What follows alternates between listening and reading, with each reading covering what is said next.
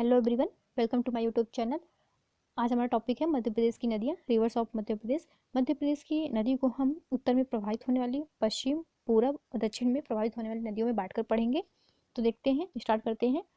उत्तर में प्रवाहित होने वाली नदियाँ कौन कौन सी हैं उनके नाम देखते हैं, जैसे चंबल, क्षिप्रा, काली सिंध, पार्वती, सिंध, बेतवा, केन, टोन, सोन। ये नदियाँ जो हैं उत्तर में प्रवाहित होती हैं। इसी प्रकार देखते हैं पश्चिम में प्रवाहित होती हैं नदियाँ, नर्मदा, ताप्ती, माही। तथा पूर्व में प्रवाहित होने वाली नदियाँ सोन, जोहिला और महान। दक्षिण में प्रवाहित होने वाली नदियाँ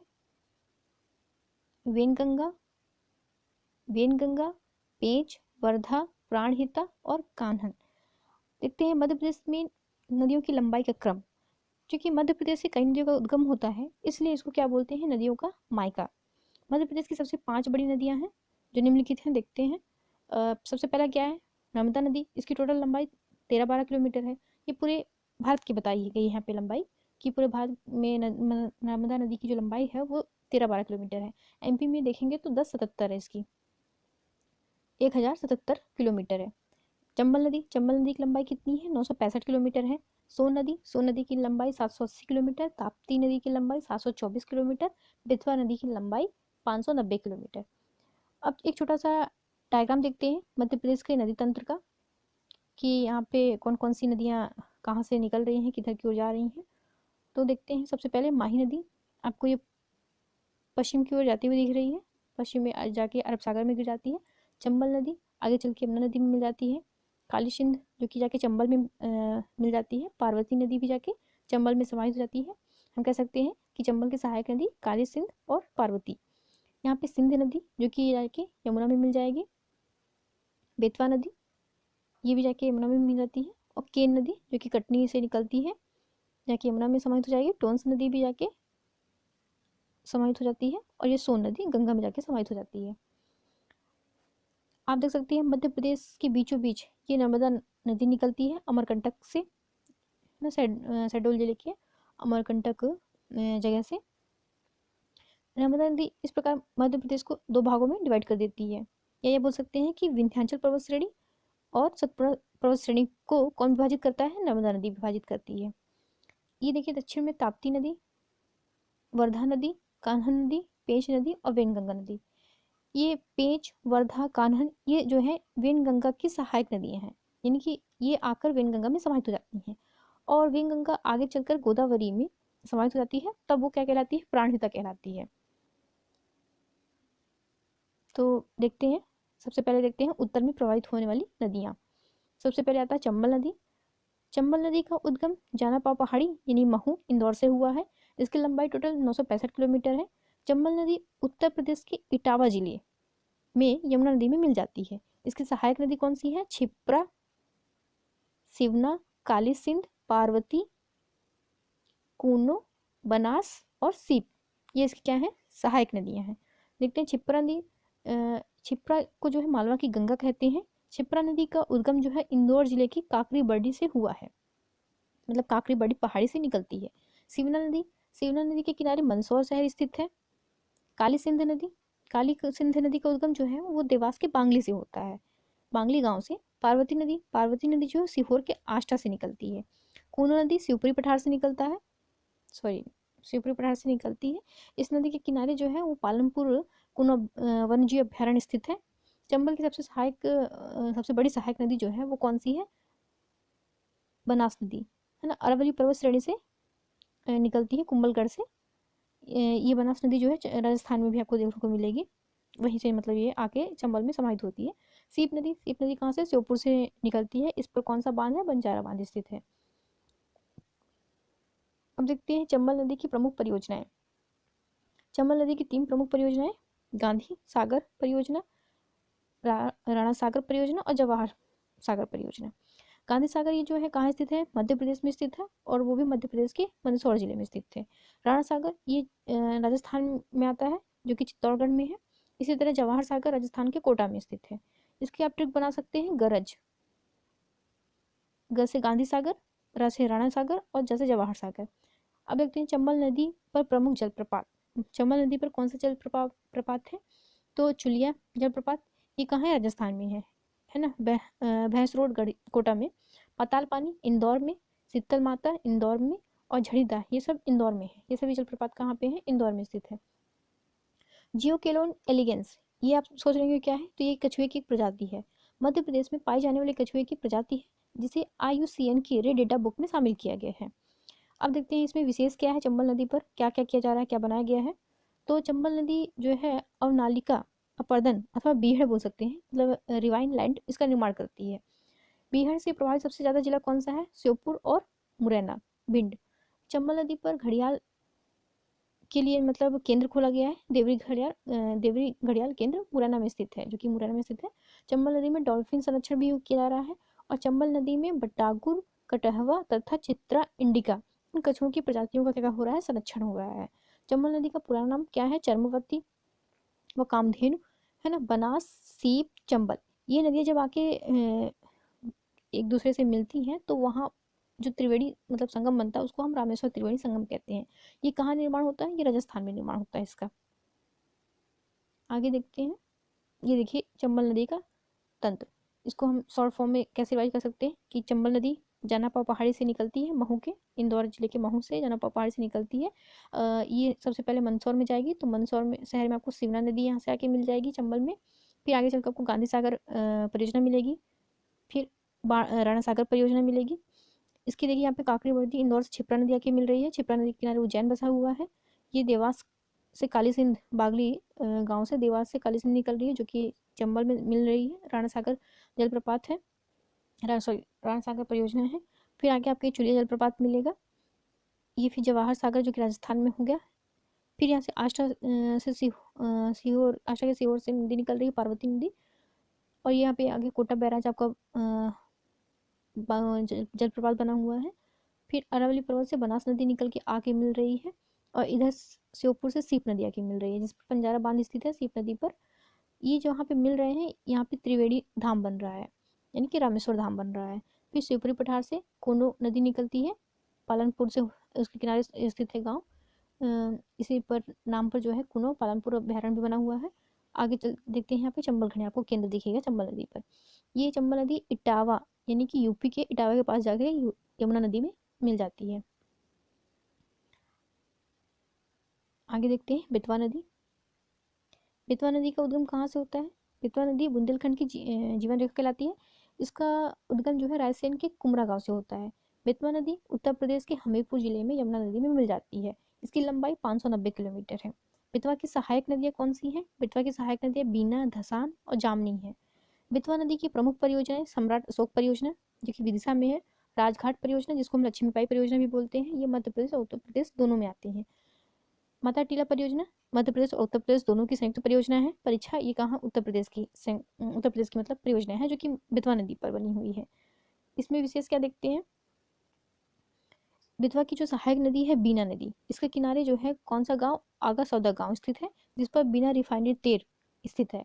बीना नदी के किनारे सागर जिले में स्थित एरन नामक स्थान से सती के साक्ष्य मिले हुए हैं, सती प्रथा के मतलब। बेतवा नदी को जो है बुंदेलखंड की गंगा कहते हैं, वो मध्य प्रदेश की गंगा कहते हैं। बेतवा का जो आइलैंड है वो किसे कहा गया है? देवगढ़ के किले को। देवगढ़ का किला कहाँ है? उत्तर प्रदेश में स्थित है। भालकुंड या राहतगढ़ जलप्रपात वो बीना नदी पर बना हुआ है, वो भी सागर जिले में स्थित है। बेतवा के किनारे स्थित शहर कौन कौन से हैं? बेतवा के किनारे स्थित शहर विदिशा, भोजपुर, सांची, चंदेरी और ओरछा, ये क्या है? बेतवा नदी के किनारे स्थित है। बेतवा नदी के किनारे धार्मिक स्थल की बात की जाए तो कौन कौन से स्थित है? भोजपुर, चंदेरी, ओरछा। ये बसे होने के कारण तथा प्रदूषण के आधार पर जो है मध्य प्रदेश की गंगा कहा गया है। अगर पूछा जाए मध्य प्रदेश की गंगा प्रदूषण के आधार पर किसे कहा गया है, तो बेतवा नदी को कहा गया है। नेक्स्ट देखते हैं, ये बेतवा नदी का तंत्र, इसको देखते हैं ध्यान से। बेतवा नदी रायसेन के कुमरा गांव से निकल रही है। इसके किनारे स्थित शहर भोजपुर हो गया, सांची हो गया, विदिशा हो गया। इस पर परियोजनाएं कौन कौन सी हैं? सम्राट अशोक परियोजना हो गई, राजघाट परियोजना हो गई, माता टीला परियोजना हो गई। अब यहाँ सब देख रहे हैं बीना नदी सागर से निकल रही है, जो कि इस पे आपको कौन सा बांध दिखेगा?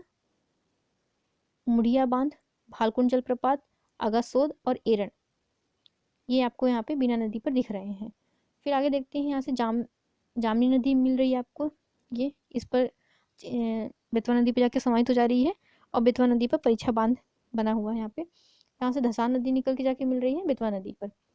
और ये जो बेतवा नदी है वो उत्तर प्रदेश के हमीरपुर में यमुना नदी में जाके समाहित हो जाती है। अब बात करते हैं सिंध नदी के बारे में। सिंध नदी का उद्गम लटेरी तहसील विदिशा से होता है। सिंध नदी उत्तर प्रदेश के जालौन जिले में यमुना नदी में मिल जाती है। इसकी लंबाई 470 किलोमीटर है। इसकी सहायक नदी क्वारी, माहूर और पाहुज इसकी सहायक नदियां हैं। सिंध नदी पर प्रमुख परियोजना कौन सी है? तो मणिखेरा, जिसे हम मोहिनी सागर परियोजना भी बोलते हैं, जो कि शिवपुरी में है। फिर गोपी कृष्ण बांध एक, जो कि गुना में है।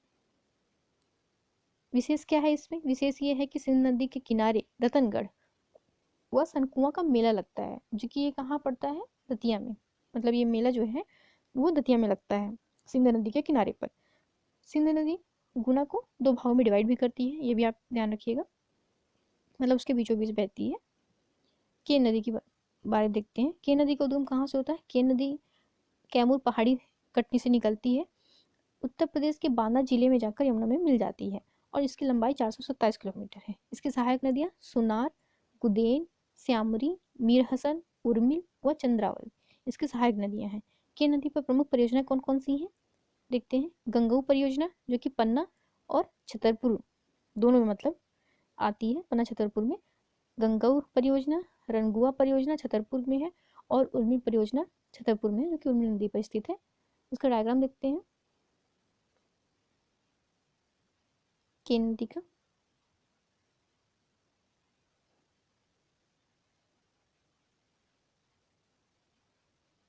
केन नदी ये कटनी मतलब कि रिठी तहसील से यहाँ से निकल कर जो है अहिर गांव, यहाँ से निकल कर देखिए इसमें आके गुदेन नदी मिल रही है, मीर हसन मिल रही है,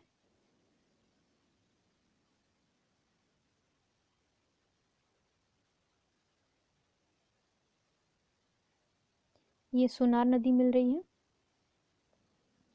श्यामरी नदी मिल रही है। इसमें देखिए पन्ना टाइगर रिजर्व, गंगऊ बांध, केन घड़ियाल केन, स्नेह जलप्रपात और इसमें जो है उर्मिल नदी आके मिल रही है, चंद्रावल उर्मिल नदी, चंद्रावल नदी। और ये जो है बांदा जिला यानी यूपी के बांदा जिला चिल्ला घाट पर जो है यमुना नदी में समाहित हो जा रही है। आगे देखते हैं के नदी पर प्रमुख जलप्रपात कौन कौन से हैं।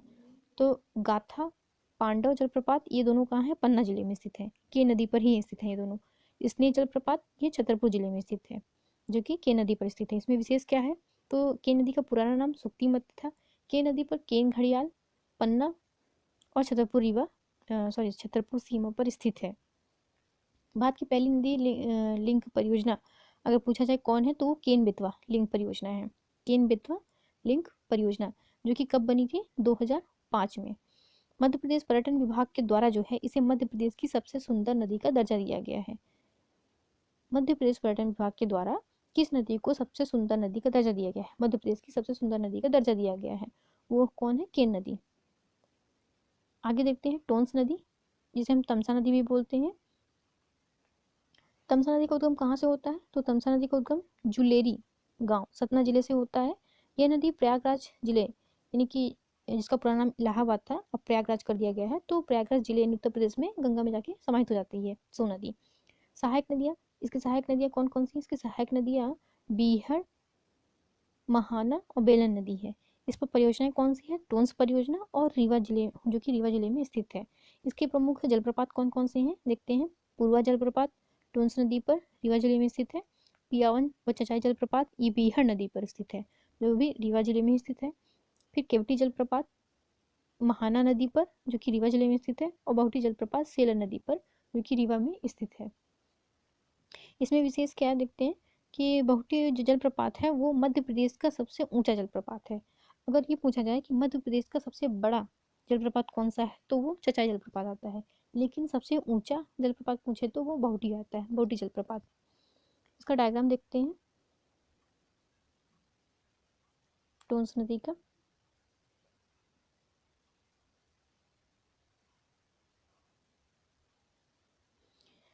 ये देखिए तमसा कुंड से निकल रही है मैहर से सतना, यानी कि इस पे जो है बीहड़ नदी